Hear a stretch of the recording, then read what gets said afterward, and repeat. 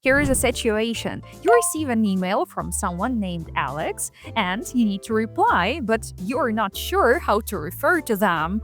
He, she, they. It's definitely an awkward moment, and it happens more often than you might think. So, here's how you can handle situations like that. A gender pronoun is the word used to refer to someone in the third person. Most of people are familiar with he, him, and she, her, but not everyone identifies with those two options. You can't clearly tell someone's preferred pronouns from their name or appearance, so stating them clearly removes any guesswork, both for you and for everyone you communicate with. And when cisgender people include their pronouns too, it normalizes the practice and makes it easier for everyone. The perfect place to put your pronouns are in your email signature. It means they are always visible, keep things professional, and they set the tone before the conversation even begins. For teams and organizations, it also sends a clear signal. Inclusion isn't just a policy, it's part of how you communicate every day.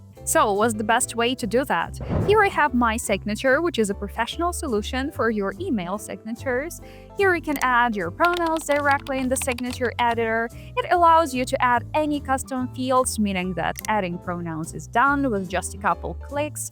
That's it. They'll appear in every email you send going forward, right next to your name, where people look first. My signature can do more than just personal emails. It also provides centralized management for entire teams. But before you roll it out, here are a few best practices you might want to consider. Place pronouns next to or just below the name in the most natural place for them. Keep the format consistent across your team for a uniform look.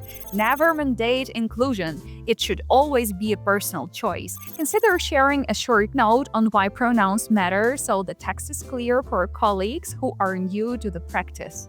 As you can see, it takes less than a minute to add pronouns to your signature, but for the people you work and communicate with, it can make a real difference by removing awkward guesswork and showing that your communication is thoughtful and inclusive.